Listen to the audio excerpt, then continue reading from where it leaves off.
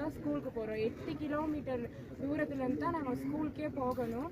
அது மட்டும் இல்லாமல் வந்து மற்றவங்க எல்லாரும் ஸ்கூல் விட்ட உடனே 2:30 மணிக்கு வீட்டுக்கு போயிடுவாங்க. ஆனால் நாங்கள் அப்படி இல்லை.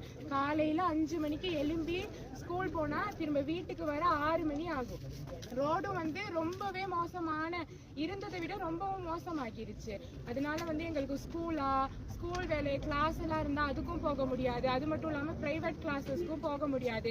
அதனால இந்த ஊரில் வந்து நிறைய திறமையானவங்க இருக்காங்க. எல்லாரும் 11ஆம் ஆண்டு பிறகு எல்லாரும் நின்றுடுறாங்க. ஏன்னா நாங்கள் ரொம்ப தூரத்தில் இருக்கோம், எங்களால் முடியலை. அது மட்டும் இல்லாமல் சின்னவங்கலாம் அவங்களுக்கு நெஞ்சு வலியோ அந்த மாதிரி. நல்லா பார்த்திக்கணும். இதுக்கான மூல காரணம் யார்? நம்ம ஊரில் உள்ள நாட்டாமமாரு. நாட்டாமனா யார்? ஊர் தலைவர்கள். இந்த கட்சியில் கிடைக்கிற நாக்காளி, அந்த பிளாஸ்டிக் நாக்காளிக்கும் தகர துண்டுக்கும் எல்லாம் அல்லது சில பேர் இருக்கீங்க. சரியா? நீங்கள்லாம் தலைவராக இருந்து என்ன செஞ்சுருக்கீங்க? தெரியாதவங்க இடிஎஃப்ஸ்லையும் இபிஎஃப்ஸ்லையும் எழுதி கொடுக்குற மாதிரி எழுதி கொடுத்து அதில் அபக்கொள்ள அடிக்கிறது. அதுதானே உண்மை. இதை செய்யாதவங்க இருப்பீங்க, செஞ்சவங்க நிறைய பேர் இருப்பீங்க. 180% பேர் இந்த மாதிரி வேலை செஞ்சுருப்பீங்க கண்டிப்பாக. ஒரு ஊரில் ஒரு 42 கட்சியை வச்சுக்க வேண்டியது தான். இருக்கிறதே 120 குடும்பம் 110 குடும்பம் தான் இருக்கும். 42 கட்சியை வச்சுக்க வேண்டியது தான் பெருமை பீத்துறதுக்கு. இதனால என்ன லாபம்? ஒரு லாபமும் இல்லை. இந்த மாதிரி படிக்கிற பிள்ளைங்க தான் அவஸ்தைப்படும்.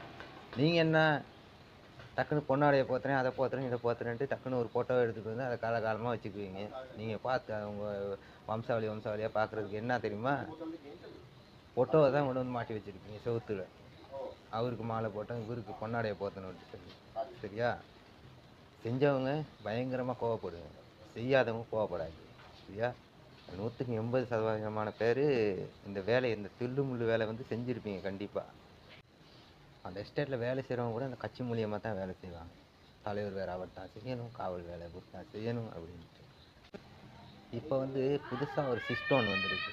சரியா? இப்போ இருக்க அந்த நியூ பிரசிடெண்ட் வந்து ஒரு புதிய சட்டம் ஒன்று கொண்டு வந்திருக்காரு. படித்தவங்க மட்டும்தான் வந்து ஊரில் தலைவர் வேலை செய்யணும் அப்படின்ட்டு ஒரு இது ஒன்று கொண்டு வந்திருக்காங்க. அது நிறைய பேருக்கு தெரியாமல் இருக்கும். அது கூடிய சீக்கிரமே அது வந்து வரும், வெளியில் வரும். சரியா? ஊரில் ஒரு 10-20 பொடியமாரி சேர்ந்து நல்ல படித்த மண்டையில் மூளை உள்ள ஊரில் உள்ள எல்லா மக்களுக்கும் இந்த மாதிரி கியூஆர் கோடு வர்ற சொல்லி அவங்க சொந்தக்காரங்களுக்கு எழுதி கொடுக்குறாங்க. அரசாங்கத்தில் கொடுக்குறாங்க அரிசிங்க அவன் சொந்தக்காரனுக்கு அவனுக்கு தெரிஞ்சவனுக்கு வாங்கி கொடுக்குறேன். அப்படி இல்லாமல் இருக்கவங்க கொஞ்சம் விட்டு கொடுங்க, இல்லாதவங்களுக்கு கிடைக்கிற மாதிரிக்கு ஏதாவது வழியை பண்ணுவோம். அப்படி செய்யுங்க. இல்லாட்டி அன்ர திசாநாயக மாற்றி ஒரு வார்த்தை ஒன்று சொல்லியிருந்தார்.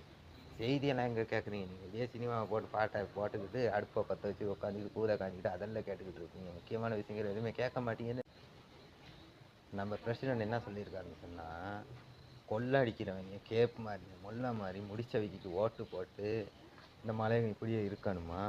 இல்லாட்டி மலையகத்தை மாற்றுறது வந்து மலையகத்து மக்கள் கையில் தான் இருக்குது, வேறு யாரு கையிலும் இல்லை. சரியா? கணக்கே எடுக்க மாட்டாங்க. இப்படியே இந்த மலையகம் இருந்துச்சுன்னு வைங்களே, கணக்கே எடுக்க மாட்டாங்க. சரியா? அதான் உண்மை.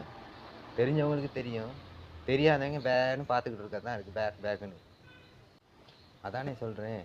நாடு மாறணும்னு சொன்னால் நம்ம மாறணும்னு சொன்னால் ஊர் மாறணும்னு சொன்னால் நாடு அழகாக மாறிடும். இல்லாட்டி இப்படியே மொக்கடத்தனமாக வந்து கேனத்தனமாக வந்து ஒரு விஷயமும் தெரியாமல் கேப் மாதிரித்தனமாக கொள்ளைக்காரனுக்கிட்ட அது எதை செஞ்சுக்கிட்டு இருக்கோம்னு சொன்னால் இந்த மலைங்க இப்படியே தான் இருக்கும். சரியா? பிரசிடெண்ட் கூட கணக்கெடுக்க மாட்டார். அவரே சொல்லியிருக்காரு, மக்களே இந்த பயணம் நல்லா யோசித்து முடிவெடுங்க. சரியா? நம்ம கையில் தான் இருக்குது எல்லாமே.